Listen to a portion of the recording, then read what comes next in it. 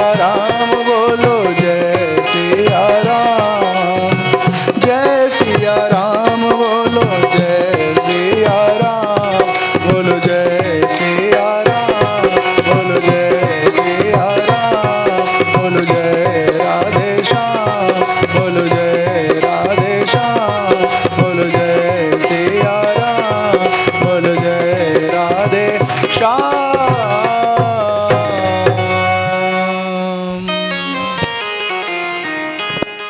बोलिए सियापति रामचंद्र की जय, राधा कृष्ण सरकार की जय, श्री सुखदेव जी महाराज की जय, व्यासदेव महाराज की जय, श्री सद्गुरुनाथ महाराज की जय, अपने अपने माता पिता की जय, अपने अपने ग्राम देव की जय, जय जय राधे श्याम, जय जय सीताराम। भगवान के असीम कृपा से आज श्रीमद् भागवत कथा के 5वें दिवस हम सब रोज की भांति आज कथा श्रवण हेतु उपस्थित हुए हैं। आप सबका स्वागत है, अभिनंदन है। कथा सत्र के चौथे दिवस में हम सब ने श्रवण किया भगवान श्री कृष्ण का जन्म होता है और उनके जन्म का जो उत्सव है अत्यंत मनोहारी है, अत्यंत सुखद है। बहुत दिनों तक जन्म उत्सव चलता रहता है, फिर धीरे धीरे सब जनजीवन सामान्य होता है, लोग अपने अपने कार्य में व्यस्त हो जाते हैं। अचानक नंद बाबा को याद आता है कि हमने वार्षिक कर तो चुकाया ही नहीं। जैसे आप लोग पता नहीं अभी कुछ है कि नहीं है, हाउस टैक्स वगैरह होता है शहरों में, आपके वहाँ भी होता होगा। नहरों से सिंचाई का कोई टैक्स आता होगा ना, पहले कभी आता होगा, शायद फ्री हो गया होगा। तो ऐसे ही उस जमाने में भी राजा लोग कर लेते थे, तो वो कर देने के लिए नंद बाबा जाते हैं मथुरा। मथुरा का राजा कौन है? कंस है। तो अपने ग्वाल वालों से कहते हैं, अपने नगर के लोगों से कहते हैं कि आप सब लोग हमारे कान्हा की रक्षा करना और हम बहुत जल्दी जो कर है उसको अदा करके चुका करके जल्दी आ जाएंगे। सुखदेव जी परीक्षित जी से कहते हैं, नंद बाबा ने जब अपने नगर से प्रस्थान किया मथुरा के लिए तो उनके मन में बड़ा चाव था कि वसुदेव जी से जाके मिलेंगे। बहुत दिनों से वसुदेव जी से मिलना नहीं हुआ है। सबसे पहले कंस को जाकर के कर चुकाते हैं नंद बाबा और उसके बाद वसुदेव जी से मिलने के लिए कारागार में जाते हैं। दोनों लोग मिलके बहुत बहुत सुख का अनुभव करते हैं। वसुदेव जी कहते हैं, भाई तुम्हारे घर के बारे में हमें मालूम चला कि तुम्हें लल्ला हुआ है, तुम्हें पुत्र रत्न की प्राप्ति हुई है, हमें बड़ा बड़ा सुख मिला। अवस्था तुम्हारी ढल चली थी, अब तक तुम्हारे पास कोई संतान नहीं था, लेकिन जब हमें मालूम चला कि तुम्हें संतान प्राप्त हो गया है तो सचमुच बहुत बहुत हृदय को खुशी हुई और ये बड़े सौभाग्य की बात है। तुम्हारा लल्ला, तुम्हारा बालक सदा सुखी रहे। इस तरह से आशीर्वाद देते हैं और कहते हैं कि हे नंद, बहुत देर तक कंस के राज्य में मत रहो, जल्दी से यहाँ से चले जाओ, तुम्हारे बच्चे का ख्याल तुमको रखना है। तो अब देखिए, असल में बच्चा तो वसुदेव जी का है ना, कृष्ण भगवान तो वसुदेव जी के पुत्र हैं, लेकिन उन्होंने रात में ना बदल दिया था बालक को। कृष्ण भगवान को सुला दिए थे और जो नंद बाबा की धर्मपत्नी है यशोदा मैया, उन्होंने एक बिटिया को जन्म दिया था, तो उसे वो छुपा करके लेते आते हैं। अब सच्चाई ये है कि भगवान परमपिता परमेश्वर ने ही अपनी योग माया को ये आदेश दिया था कि देखो हमारा जन्म होने वाला है तो रिप्लेस करना पड़ेगा हमको, हाँ, तो तुम पहले से जन्म ले लो और फिर हमारे जगह पर तुम आ जाओगी कंस के हाथों में, तो कम से कम हम बच जाएंगे और तुमको बचाने वाले तो हम स्वयं हैं ही, हाँ, तुम्हारा कौन नुकसान कर सकता है। तो ये जो यशोदा मैया के गर्भ से रोहिणी जी जन्मती हैं, वो देवकी मैया के गर्भ में होती हैं, पर भगवान की माया से वो देवकी मैया से के उदर से निकल के स्वतः यशोदा मैया के उदर में स्थापित हो जाती हैं। अब नंद बाबा अपने नगर को जा रहे हैं, गोकुल को। इसी समय मतलब अभी पहुंचे नहीं हैं और वहाँ क्या होता है, पूतना नाम की एक राक्षसी जा करके और भगवान कृष्ण के जीवन को नुकसान पहुंचाने की कोशिश करती है। ऐसे तो भगवान कृष्ण जहाँ पर हैं वहाँ बड़ी सुरक्षा की व्यवस्था की गई है, हाँ, ऐसा कोई अजनबी व्यक्ति जो है ना वहाँ नहीं पहुँच सकता। लेकिन पूतना अपने आप को इतना सुंदर बना लेती है ना, जैसे लगता है किसी देश की महारानी आई हो। अब आप समझिए कि अगर कोई दिखने में पोशाक से हाव भाव से बहुत अच्छा आपको नज़र आए, हाँ, बड़ा आदमी नज़र आए, तो उसको कोई छेड़ता नहीं है, हाँ। तो फिर इसीलिए किसी ने परेशान नहीं किया पूतना को, सोचा कि कोई ख़ास मेहमान हो, दर्शन के लिए आई हो, लल्ला से मिलने आई हो, नंद बाबा की कोई जान पहचान वाली हो, तो अगर इनको परेशान करेंगे या इनको ज़्यादा सवाल जवाब करेंगे तो ये नाराज़ हो जाएंगी। तो इस वजह से उन्हें कोई रास्ते में रोकता नहीं है। थोड़ी देर में देखती हैं सबके सब लोग अपने अपने कार्य में व्यस्त हो गए हैं। इसी बीच में वो पूतना जो है भगवान कृष्ण को अपने गोद में उठा लेती है और एक किनारे में ले जाके अपना दूध पिलाती है। और पता है क्या किया था उसने, स्तन में ना जहर लगा दिया था, विष, ताकि भगवान कृष्ण पिएंगे और फिर उनका क्या होगा, कुछ नहीं होगा। लेकिन उसको ऐसा लगता था कि भगवान कृष्ण को हम मारने में सफल हो जाएंगे। अब भगवान कृष्ण तो अत्यंत मायावी हैं, वो चुपचाप पीना शुरू करते हैं, कालों के भी काल हैं वो, हाँ।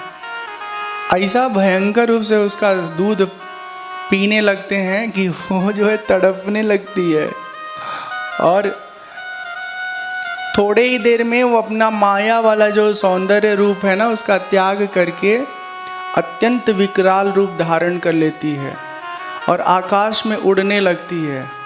भगवान कृष्ण उसको छोड़ नहीं रहे हैं।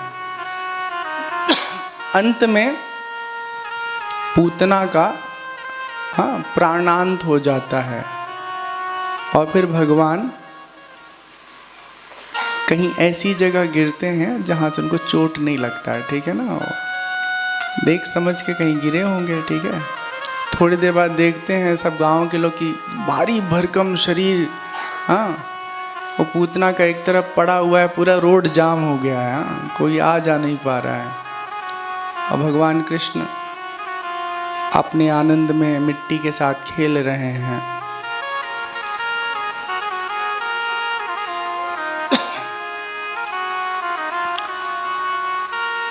जब वो पूतना मर जाती है तो अत्यंत दिव्य रूप धारण करके वो भगवान कृष्ण को प्रणाम करती है और फिर भगवत धाम को प्राप्त हो जाती है।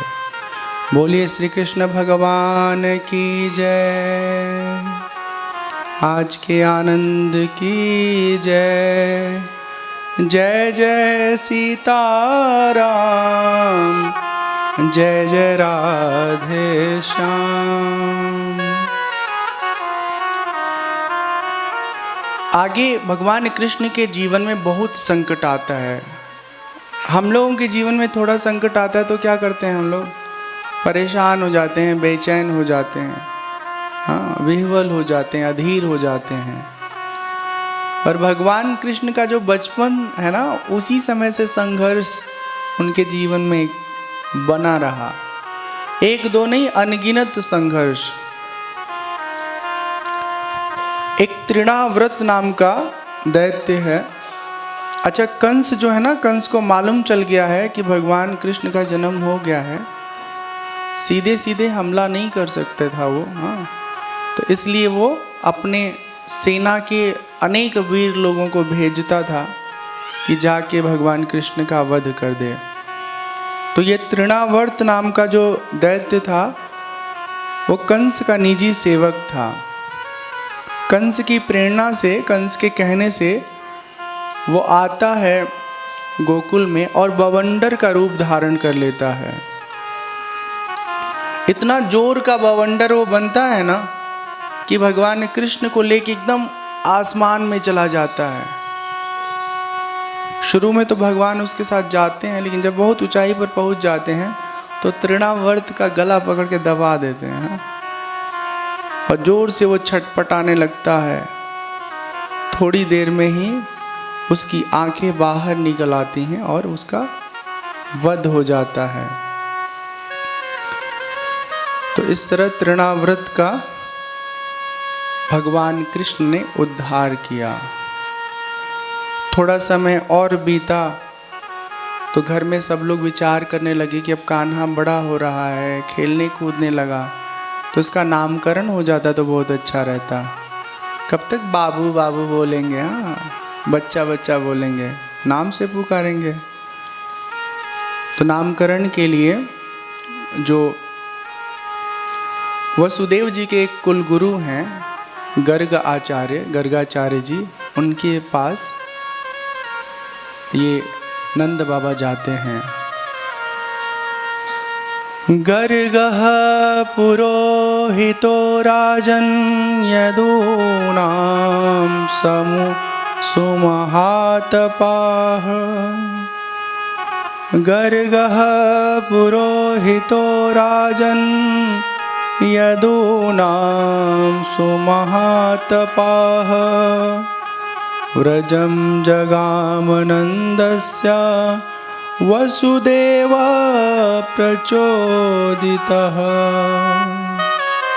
सुखदेव जी कहते हैं, परीक्षित, यदुवंशियों के कुल पुरोहित थे श्री गर्गाचार्य, वे बड़े तपस्वी थे। वसुदेव की प्रेरणा से एक दिन नंद बाबा के गोकुल में वो पहुँचे। नंद बाबा जब देखते हैं गर्गाचार्य जी को तो बहुत प्रसन्न होते हैं, उनको हाथ जोड़कर प्रणाम करते हैं और कहते हैं, हे भगवान, आप कृपा करके हमारे बालक का नामकरण कर दीजिए। उनका नामकरण करने का जब ये प्रस्ताव रखते हैं नंद बाबा, तो गर्गाचार्य जी कहते हैं कि ये तो स्वयं पूर्ण काम है, हाँ, लेकिन ये है कि कोई उत्सव के माध्यम से नामकरण का आयोजन नहीं करना है, सामान्य रीति से गुपचुप तरीके से नामकरण कर देना उत्तम होगा। गर्गाचार्य जी कहते हैं, नंद जी, मैं सब जगह यदुवंशियों के आचार्य के रूप में प्रसिद्ध हूँ। अगर आप बहुत बड़े आयोजन में नामकरण कराएंगे तो सबको शक हो जाएगा कि कहीं ये सचमुच वसुदेव के पुत्र तो नहीं हैं, तो कृष्ण के जीवन पर संकट और अधिक बढ़ जाएगा। अतः चुपचाप तरीके से नामकरण करते हैं। नंद बाबा ने कहा, आपकी जैसी आज्ञा। और इस तरह से बहुत सामान्य विधि विधान का पालन करते हुए सामान्य तरीके से भगवान कृष्ण का नाम रखा जाता है कृष्ण, और जो उनके बड़े भाई हैं उनका नाम रखा जाता है बलराम। बोले कृष्णचंद्र भगवान की जय। ये जो रोहिणी का पुत्र है, इनका नाम रोहिण्य होगा और इनका दूसरा नाम बलराम। और देवकी के जो पुत्र हैं वसुदेव जी के पुत्र उनको कृष्ण कह करके लोग पुकारेंगे। तो इस तरह का नाम संस्कार जो है वो संपन्न होता है। आगे हम लोग एक भजन सुन के फिर आगे की कथा में प्रवेश करेंगे।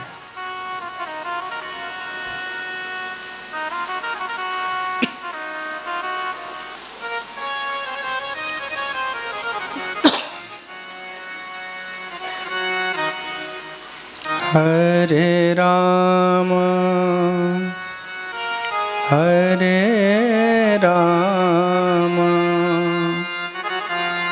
राम राम हरे हरे।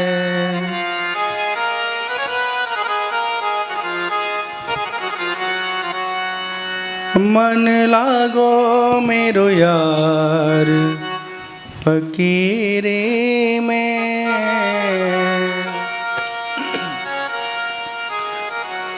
मन लागो मेरो यार फकीरी में।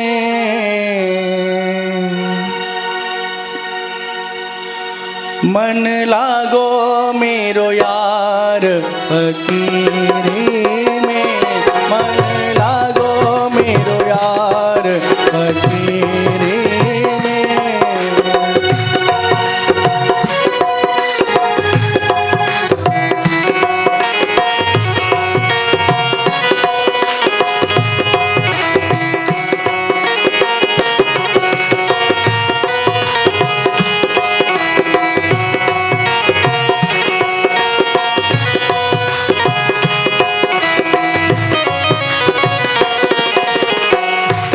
सुख पाऊं राम भजन में, जो सुख पाऊं राम भजन में, वो सुख नाही अमीरी में। मन लागो मेरो यार फकीरी में, मन लागो मेरो यार फकीरी में।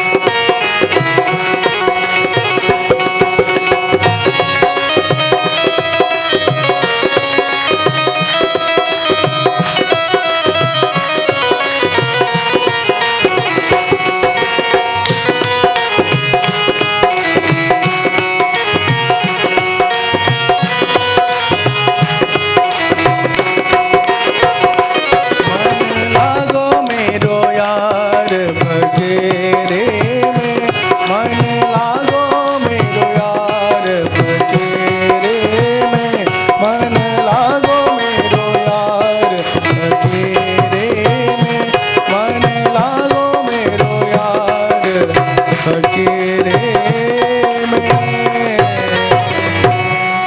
बोले कृष्ण कन्हैया लाल की जय, आज के आनंद की जय।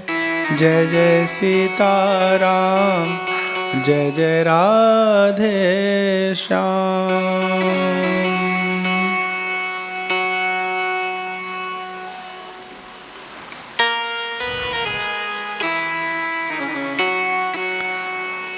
तो भगवान का नामकरण हो जाता है और फिर ढेर सारी भगवान बाल लीलाएं करते हैं। धीरे धीरे जब बड़े होते हैं तो अपने गांव के ग्वाल वाल के साथ गौचारण के लिए जाते हैं। दिन भर गौओं के साथ भगवान कृष्ण गांव से दूर ग्वाल वालों के साथ खूब खेल करते हैं, आनंदित रहते हैं। एक बार की बात है, ब्रह्मा जी जब भगवान कृष्ण को देखते हैं गौचारण करते हुए तो उनको भ्रम हो जाता है कि क्या सचमुच ये कृष्ण है या कोई और है। हमें तो यकीन नहीं होता कि ये सचमुच भगवान है, परमपिता परमेश्वर हैं। तो ब्रह्मा जी क्या करते हैं, उसको पंखा को बंद करके उस धागे को निकाल दीजिए तो ये शोर करता रहेगा।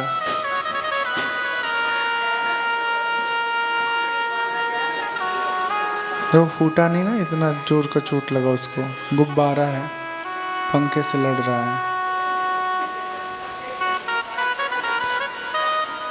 तो ब्रह्मा जी क्या करते हैं, उनको भ्रम होता है भगवान कृष्ण के स्वरूप को लेकर के कि अगर सचमुच कृष्ण हैं तो कैसे पता किया जाए कि सच में कृष्ण है या कृष्ण नहीं है, ये परमपिता परमेश्वर नहीं है। भगवान गौचारण करने के लिए गौओं को छोड़ देते हैं और सब ग्वाल बाल खेलते खेलते थोड़ी दूर चले जाते हैं। ब्रह्मा जी सारे गऊ को चुरा लेते हैं और फिर जब घूमते हुए वापस आते ना अपने अपने गऊओं को खोजते हुए, तो किसी ग्वाल वाल को कोई गऊ नहीं मिलती। सबके सब बड़े परेशान हो जाते हैं, दुखी हो जाते हैं, उदास हो जाते हैं कि अब तो घर में जाने के लिए हिम्मत नहीं है, बहुत कुटाई होगी है कि तुम गाय को घर से ले गए थे और लापरवाही किए, कहाँ चली गई बताओ। भगवान अपने बाल सखाओं को देखते हैं दुखी, तो थोड़ी देर में कहते हैं कि ऐसा है तुम लोग यहाँ रुको, हम थोड़ा कुछ देखते हैं दूर जाके। तो जब उनसे ओझल होते हैं तो स्वतः अपने माया से जितने गौएं गांव से आई थी, जितने बछड़े आए थे, जितने बछियाँ आई थी, उतने रूप भगवान धारण कर लेते हैं ना अकेले हैं। और कहते हैं चलो चलो चलो चलो गौएं मिल गई, हाँ घर चलते हैं, शाम हो गया। जब गांव में सबके दरवाजे पे आज गौएं आके खड़ी हुई हैं और लोग उनकी सेवा के लिए जा रहे हैं, तो आज और दिन से बहुत बहुत अधिक प्यार उमड़ रहा है, बहुत स्नेह भीतर से आ रहा है। उसका कारण भी सच ये है कि रोज वाली गौएं तो आज थी नहीं, आज तो साक्षात परब्रह्म थे सामने गौ रूप में। तो बहुत लोग आनंदित होते हैं, बहुत प्रसन्न होते हैं। ब्रह्मा जी ये सारी लीला देख रहे हैं।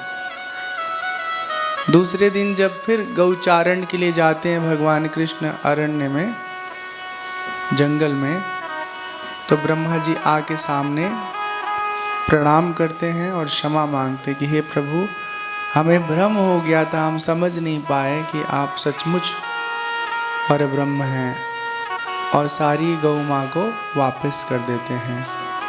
और फिर किसी को ये बात पता नहीं चलता है, वो भगवान जो गौ बने थे वो सब अपनी माया समेट लेते हैं और फिर अगले दिन मतलब संध्या काल में जिसकी जो गऊ थी, बछिया थी, बछड़े थे, सब अपने पशुधन के साथ गांव को लौट आते हैं। जीवन में हम सबके ना कई बार ऐसा आता है मन में ख्याल कि भगवान है, अगर है तो कहाँ है। झूठे शंकर जी को 1 महीना से जल चढ़ा रहे हैं, बोलो तो कुछ सुनते ही नहीं है, और सुनते तो जवाब भी देते। तो कई बार हमारे जहन में, हमारे मन में भगवान के अस्तित्व को लेके भ्रम उठ जाता है, हम भ्रमित हो जाते हैं। देखिए, जिंदगी में हमारे अनुभव के धरातल पर बहुत सारी ऐसी चीजें हैं जो हमें दिखाई नहीं देती हैं, पर इसका मतलब ये नहीं कि वो अस्तित्वहीन है। जैसे उदाहरण के तौर पर, अगर जोर से एक झापड़ कोई गाल पे मार दे, ऐसा मारे कि उस पर निशान ना आए, और कहे एक ठोर दें, बक ऐसे नहीं करिए, इतना चोट लग रहा है, आप मार रहे हैं। कहाँ चोट लग रहा है? आप चोट को दिखा सकते हो? दिखा सकते हो? अगर ऐसा कोई चाटा मारे कि जिसका घाव ना उगे, तो आप प्रमाणित कर सकते हो कि आपको दर्द हो रहा है, आप बोल ही सकते हो ना। खुशी है ना, खुशी, खुशी अनुभव हम सब करते हैं, लेकिन कोई कहे जरा अपनी खुशी दिखाओ, दिखा सकता है कोई? अधिक से अधिक चिल्लाएगा, समझ में आता, अच्छा खुश है बाबू। लेकिन बहुत सारे खुशी के ऐसे स्वरूप हैं जो आप बोल ही नहीं सकते, सिर्फ भीतर ही भीतर। आप हंस नहीं रहे हो, आप कुछ बढ़िया चीज खा नहीं रहे हो, ऐसा नहीं है कि कोई मनपसंद जगह गए हो, लेकिन बैठे बैठे आप एकदम मस्त हो, आनंदित हो, उसे दिखा नहीं सकते। उसी तरह दर्द को भी नहीं दिखा सकते। बहुत सारी ऐसी चीजें हैं जो दिखती नहीं है, पर इसका मतलब ये भी नहीं है कि वो है ही नहीं। ऐसे ही परमात्मा हमारे इन चर्म चक्षुओं से दिख भले न रहे हों, लेकिन वो हैं, पहले भी रहे हैं, अभी भी हैं, और हमेशा हमेशा रहेंगे। जब सृष्टि नहीं रहेगी उस वक्त भी अगर कोई रहेगा तो केवल और केवल परमात्मा रहेंगे। और सच्चाई ये है ना कि भगवान एक पल के लिए ना हमसे दूर हुए ही नहीं है, सच्ची में दूर नहीं हुए हैं। फिर हम क्यों इधर उधर खोज रहे हैं उनको? क्योंकि हमको मालूम ही नहीं है कि परमात्मा हमारे बहुत बहुत पास है, इतने पास है कि हम कभी उससे दूर हो ही नहीं सकते। ये बात हम समझ नहीं पाते हैं, स्वीकार नहीं कर पाते हैं। तो इस चक्कर में कभी इस जगह पर, कभी उस जगह पर, कभी इस मंदिर में, कभी उस मंदिर में हम उनको ढूंढते रहते हैं कि कहीं तो मिल जाए। तो तीर्थों में, देवालयों में जाइए, ठीक है ना, लेकिन उसके साथ साथ ये भी हमेशा अपने मन को बोध बनाए रखिए कि जो हम ढूंढ रहे हैं ना, वो उन जगहों के अलावा हमारे अपने निजी जीवन में, हमारे अपने अत्यंत निकट भी परमात्मा है। तो भ्रम की बात पर हमें बात आप सबके साथ साझा किए कि जैसे ब्रह्मा जी को भ्रम आ गया था, उसी तरह हम सबको कभी कभी भ्रम आ जाता है। फिर कभी कभी हम सवाल करते हैं कि हमारे जीवन में इतना कष्ट है भगवान, इसको दूर क्यों नहीं करते हो? तो अभी वाला कष्ट तो हमको दिख रहा है, लेकिन पूर्व जन्मों में हमने जो बुरे कर्म किए थे वो तो भूल चुके हैं। तो जब तक वो क्षय नहीं होगा ना, जब तक वो समाप्त नहीं हुआ कर्मफल, तब तक जो और मिलना है ना हमारा अपना कर्मफल, वो नहीं मिलेगा। इसलिए जब कभी कोई जीवन में कष्ट आए तो आप ऐसे समझिए कि अपना किया धरा है, उसको भोग लो, अच्छा रहेगा। अगर पिताजी ने ऋण लिया है बैंक से और मान लो वो नहीं दे पा रहे हैं, तो बैंक ऋण को माफ़ कर देता है क्या? करता है? नहीं करता है। बेटा जब जवान होता है तो उससे कहता है तुम्हारे पप्पा ने ऋण लिया था 2 लाख रुपया, जमा करो, नहीं तो उनकी जो संपत्ति है उसको बेच करके बैंक वसूल लेगा। अच्छा, मज़ेदार बात यह है ना कि जब हमारे ज़िंदगी में सुख आता है ना, बड़ा अच्छा वाला सीन, अनुभव, परिस्थिति, तब हम एकदम से उन्मत्त रहते हैं, आनंद में ऐसे भाव विभोर होते हैं कि भूल जाते हैं कि ये भी परमात्मा का ही कृपा है। हमको लगता है हमारे अपने कर्म का ये फल है। जब सुख आए तो भी भगवान को धन्यवाद दीजिए, और जब दुख आए तो भी भगवान को धन्यवाद दीजिए कि हे प्रभु, आप हमारे कर्म फल को जल्दी जल्दी दे दो, ताकि हम इससे निपट जाएं, इससे उपराम हो जाएं, इससे मुक्त हो जाएं।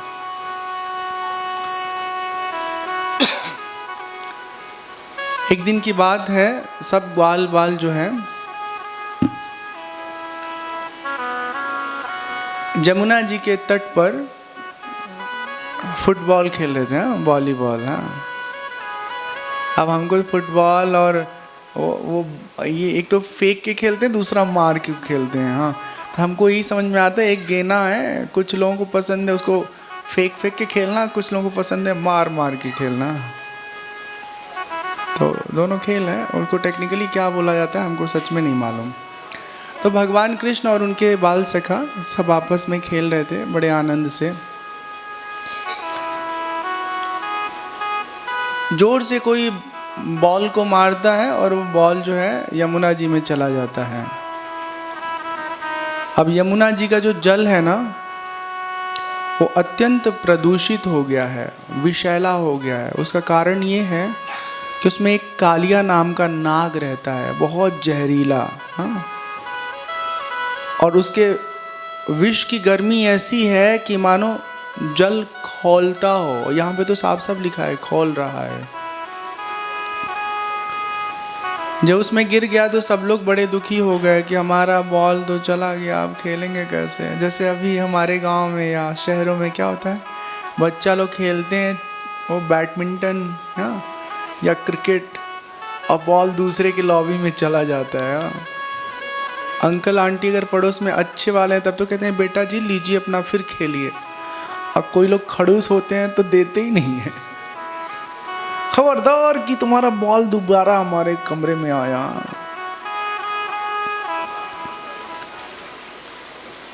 तो भगवान कृष्ण कहते हैं कि चिंता नहीं करो, हम बॉल निकाल लेंगे, ठीक है, हम पे भरोसा रखो। एक बहुत ऊंचे कदम्ब के वृक्ष पर भगवान कृष्ण कन्हैयालाल चढ़ जाते हैं।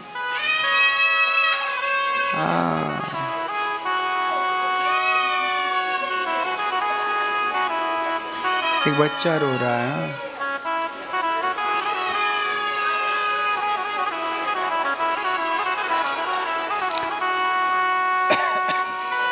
अच्छा, आप लोगों ने कोई ऐसा तरकीब नहीं खोजा है कि जब बच्चे रोएं तो उनको चुप कैसे कराया जाए?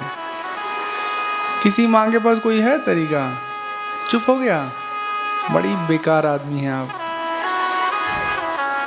जब ये तरीका आपको मालूम था तो पहले ही लेके बैठना था। अपने ही लड़के को रुला रही हैं। सब याद रखेगा, वो बुढ़ापे में आपको फिर वैसे बदला देगा। नहीं, ऐसा कुछ नहीं होगा। तो भगवान कृष्ण कन्हैयालाल एक कदम्ब के वृक्ष पर चढ़ जाते हैं और वहां से एक छलांग लगाते हैं ना, तो जो कालिया नाग है ना उसकी एकदम फन के ऊपर चढ़ जाते हैं ना। बड़ी देर तक उछल उछल के कूद कूद करके उसके फनों पर नृत्य करते हैं भगवान कृष्ण। वो अत्यंत पीड़ित हो जाता है, दुखी हो जाता है, दर्द से कराहने लगता है।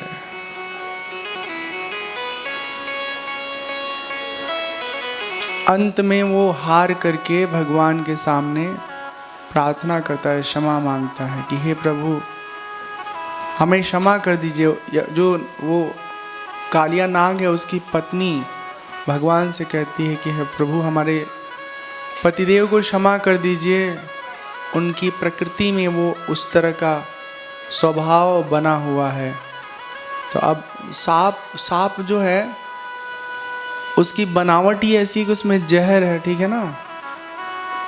अब उससे अगर कोई प्रेम करे तो बेचारा किस भी करेगा ऐसे प्यार से, तो सीताराम हाँ, बच्चों को किस नहीं करते हैं क्या ऐसे आप लोग उल्टा पुल्टा? हाँ, स्नेह करने का एक ढंग है, माथा चूमते हैं ना तब। तो अगर एक दोस्त को अपने अगर आदमी स्नेह कर रहा है तो फिर तो सीताराम हो जाएगा आदमी का जीवन काल। ये बात हमने इसलिए कहा कि कुछ लोग जो है ना, हम सबके आसपास भी ऐसे नाग की तरह होते हैं। हाँ, उनसे प्रेम करो और वो आपको डसते रहते हैं, हाँ, काटते रहते हैं। तो कभी किसी के साथ आप व्यवहार करें तो व्यवहार में घुलने मिलने से पहले उसको ठीक से जान परख लें। कालिया नाग के 101 सिर थे। जिस सिर को झुकाता था भगवान अपने पैरों की चोट से उसे कुचल डालते थे। उसके मुख से खून निकलने लगा, अंत में वो बेहोश हो गया। उस समय नाग पत्नियों के चित्त में बड़ी घबराहट हुई। वे अपने बालकों को आगे करके भगवान से माफ़ी मांगती हैं, पृथ्वी पर लौट जाती हैं नाग पत्नियाँ और कहती हैं, हे प्रभु, यह आपका अवतार दुष्टों के शमन के लिए हुआ है, दुष्टों के नाश के लिए हुआ है। अतः हम लोगों पर आप बड़ा अनुग्रह करें, हमारे जीवन की रक्षा करें। आपने जो दंड दिया उसको हम स्वीकार करते हैं, लेकिन हमारे परिवार को मारिए मत, हम यहाँ से दूर चले जाएंगे, हाँ, यहाँ नहीं रहेंगे। और इस तरह सब के सब नाग यमुना जी को छोड़ के अन्यत्र चले जाते हैं। और फिर इस घटना के बाद सब लोग निर्भय होकर के यमुना जी का सेवन करते हैं। सेवन मतलब उनके जल में स्नान, उस जल का पान। धीरे धीरे यमुना जी एकदम शुद्ध हो जाती हैं, अमृत समान हो जाती हैं। बोलिए श्री कृष्णचंद्र भगवान की जय। भगवान की अनुमति लेकर के समस्त नाग नागिन रमणक द्वीप है समुद्र के अंदर, उस स्थान को सबके सब प्रस्थान कर जाते हैं। और भगवान कृष्ण कन्हैया लाल वो जो बॉल गया था ना उसको लेके आके फिर खेलने लगते हैं। ठीक है,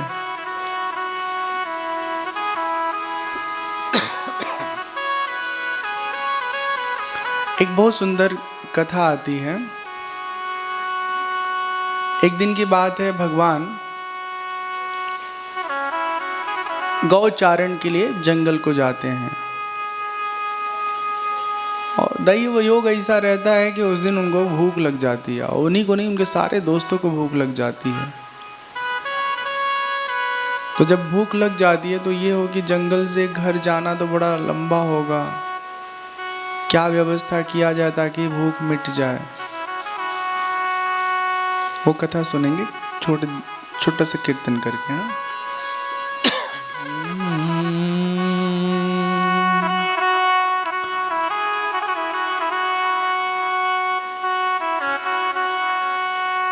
हरे राम राम राम राम राम, हरे कृष्णा हरे हरे कृष्णा, हरे राम राम, हरे कृष्णा हरे हरे कृष्णा, हरे राम राम राम, हरे कृष्णा हरे हरे कृष्णा।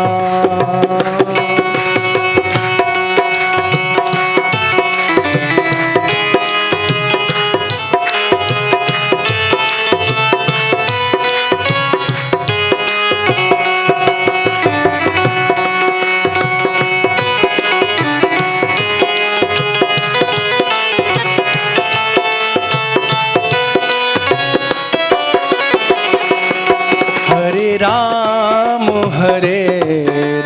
राम, हरे कृष्णा हरे हरे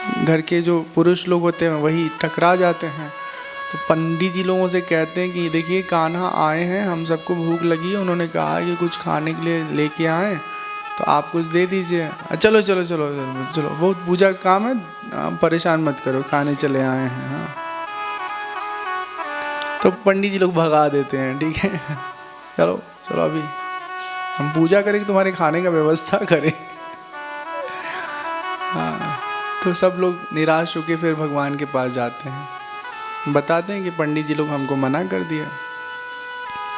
भगवान बोले पंडित जी लोगों को तो मना कर दिए, कोई बात नहीं, पंडिताइन लोगों से निवेदन करो, ठीक है, कहीं देखो इधर उधर कहीं कोने काने से नजर आ जाए। हाँ, तो फिर दोबारा आते हैं लोग, और कोई कोई कोई कोई नजर आ जाता है, तो उनको बताते हैं ग्वाल बाल कि कृष्ण कन्हैया लाल इधर ना गौचारण के लिए आए हैं, और हम सबको भूख लग गई है, तो कुछ घर में खाना वाना हो तो दे दीजिए। हाँ, मिठाई फल। यज्ञ पत्नियों को जैसे मालूम चलता है ना, तो पूजा के लिए जितना सामान बना हुआ था ना, ऐसे खीर पूड़ी और क्या क्या, सब थाली में भर भर के भगवान कृष्ण के पास चल देते हैं लोग।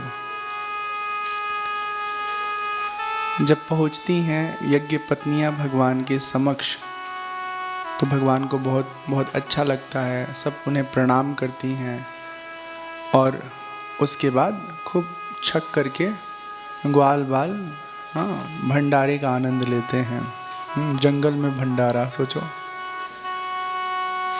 तो बड़ा बड़ा बड़ा विषम परिस्थिति उत्पन्न हो गया।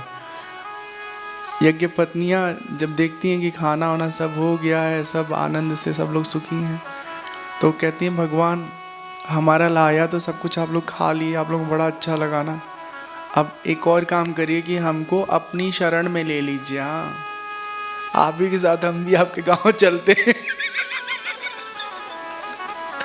सच्ची बता रहा हूँ। हाँ, हमको अपने गांव में नहीं रहना है, हमारा मन नहीं लगता, इधर का उधर का काम फंसा रहता है, ख़त्म ही नहीं होता। आपके गांव में रहेंगे, आपके साथ तो भजन कीर्तन करेंगे। हाँ, आप लोग एक बात जानो अच्छे से कि भगवान कृष्ण बहुत बड़े नहीं हैं। हाँ, 7 साल 8 साल उनकी उम्र है।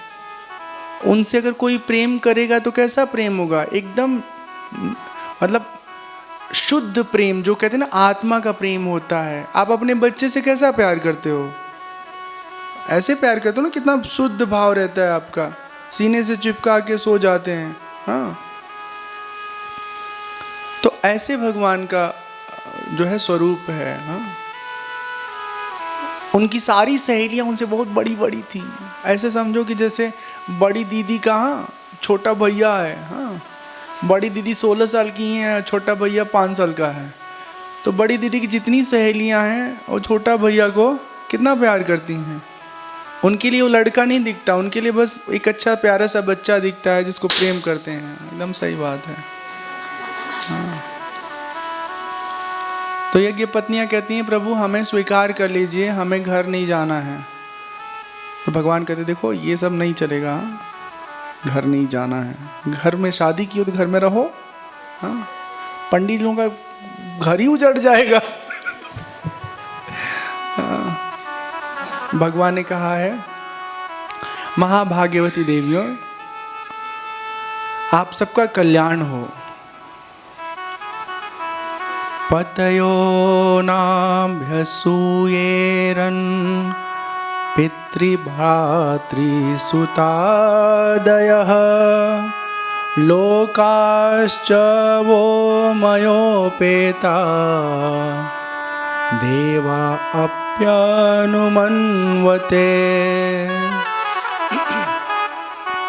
भगवान कहते हैं देवियों, तुम्हारे पति पुत्र माता पिता भाई बंधु कोई भी तुम्हें दंडित नहीं करेगा, कोई भी तुम्हारा अपमान नहीं करेगा। तुम्हें यही डर है ना कि हमारी भक्ति में डूब करके ऐसा फैसला लिए कि पूजा का सारा सामान हमें लाके समर्पित कर दिए। अब अगर ऐसा पंडिताइन कर दे, मान लो गलती से अगर, हाँ जैसे विशाल भैया हैं, इनकी दुल्हन जो है पूजा का सामान सभी बना के रखें और वो किसी बाबा जी को ले जाके पकड़ा दें, तो डांट तो पड़ने ही वाली है। नहीं, वो नहीं डांटेंगे ऐसे। हाँ, तो वही डर रही हैं एक पत्नियां कि अगर गांव जाएंगे तो हमारे पति लोग हमको बहुत मारेंगे, हम परेशान करेंगे, दंडित करेंगे। भगवान कहते हैं कोई तुम्हें कोई तकलीफ नहीं देगा, हाँ, निश्चिंत रहो। भगवान समझाते हैं कि देवियों, इस संसार में मेरा अंग संग ही मनुष्यों से, हाँ, प्रेम अनुराग का कारण नहीं है। मेरा अंग संग ही मनुष्यों में मेरी प्रीति या अनुराग का कारण नहीं है। इसलिए तुम जाओ, अर्थात समझा रहे हैं कि मेरे साथ रहना ही प्रेम को उपजने के लिए जरूरी नहीं है। हमसे दूर रह के भी तुम्हारे हृदय में हमारा प्रेम बरकरार रहेगा, हमारी कृपा तुमको प्राप्त होगी। और फिर उनकी बात मान के कृष्ण कन्हैया लाल की यज्ञ पत्नियां अपने गांव को लौट आती हैं। परीक्षित जी को कथा सुनाते हुए सुखदेव जी कहते हैं, सुखदेव पता है, जब पंडित जी लोगों को पता चला कि सचमुच उनकी धर्म पत्नियां भगवान से मिल के आई हैं, भगवान का दर्शन करके आई हैं, तो अपने किस्मत को कोसने लगते हैं, हाँ, कि काश हमारे पास भी ऐसा सौभाग्य होता कि भगवान से मिल पाते, दर्शन कर पाते। सब के सब लोग अपने पत्नी का बड़ा सम्मान करते हैं कि अरे सिद्ध लोगों को भगवान जल्दी नहीं मिलते, हाँ, तुमको भगवान मिले तो तुम हमारे लिए बहुत बहुत खास हो, हाँ, बहुत विशेष हो। तो इस तरह से यज्ञ पत्नियों का जो जीवन है वो सफल होता है और सब फिर अपने जीवन में भगवान की भक्ति में लीन हो जाती हैं। देखिए, ये जो कथाएं हम सुनाते हैं ना, कथा का दो हिस्सा होता है। एक तो कथानक है जो भागवत जी में बताया गया है कि एक पंडित जी थे, पंडितों का गांव था, उनकी पंडिताइन थी, और फिर क्या हुआ, ग्वाल वाल आए, कुछ भूख लगा था, मांगे खाने पीने को, और सबका सब सामान ले जाके खिला पिला आई। ठीक है, इसका मर्म क्या है? मर्म ये है कि भगवान की भक्ति में ना जब हम पूरी तरह से खो जाएंगे ना, तो कर्म कांड हमारे लिए बहुत महत्वपूर्ण नहीं रहेगा।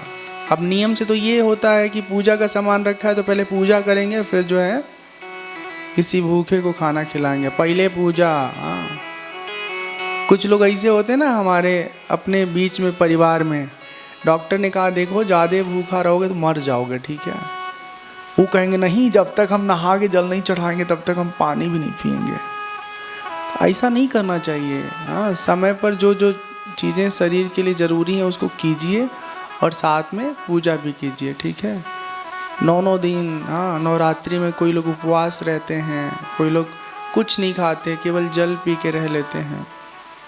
शरीर में शक्ति है तो ये सब उपवास तपस्या कीजिए, लेकिन अगर शरीर में व्याधि है, कमजोरी है, तो भक्ति में, उपासना में जिद नहीं करना चाहिए, नहीं तो पता चलेगा ना पूजा सफल होने से पहले ऊपर चले गए, हाँ, तो फिर कोई मतलब नहीं है उसका। अच्छा, मान लो परीक्षा में बैठे हो और परीक्षा में सारा प्रश्न लिखने से पहले, सारा प्रश्न का उत्तर लिखने से पहले ही कॉपी जमा करके चले आओगे तो पास होंगे कि फेल होंगे? फेल होंगे। हाँ, तो कॉपी में लिखने का मतलब ये है कि जब तक हमारा जीवन परमात्मा ने दिया है ना, तब तक स्वस्थ रह करके साधन करना है। उपवास हम लोग सब करते हैं, कृष्ण जन्माष्टमी में भी हम लोग उपवास थे, और लग ही नहीं रहता उपवास से, लग रहा था पार्टी चल रही है। हाँ, उस दिन अलग अलग तरह का क्या क्या बना के खिलाया गया। उपवास का मतलब समझ लीजिए कि जब आप तय करते हैं कि आज हम अन्न नहीं खाएंगे, तो इसका मतलब ये भी समझिए कि उस दिन जो भी खाना है बहुत थोड़ा थोड़ा खाना है, ठूस ठूस के नहीं खाना है। ठीक है, और अधिक से अधिक भगवान के समीप रहना है, मतलब चाहे भगवान के मूर्ति के सामने बैठे रहो, चाहे उनके नाम जप का सुमिरन करो, हाँ, चाहे उनकी कथा श्रवण करो, और जितने सारे दोष है ना हमारे भीतर, उसमें से कोई एक दोष उस दिन हावी ही नहीं होने देना है। क्या समझे? जैसे मान लो कोई गुस्सा करता है, तो अब नवरात्रि का व्रत रखा है तो उसने तय कर लिया कि 9 दिन हम गुस्सा नहीं करेंगे, बस बात खत्म। 9 दिन हम झूठ नहीं बोलेंगे, हाँ, 9 दिन किसी को पीड़ा नहीं पहुंचाएंगे। तब जाके व्रत और उपवास का फल आपको प्राप्त होगा। बोलिए श्री कृष्णचंद्र भगवान की जय। एक भजन सुना लीजिए, फिर उसके बाद कथा में चलते हैं।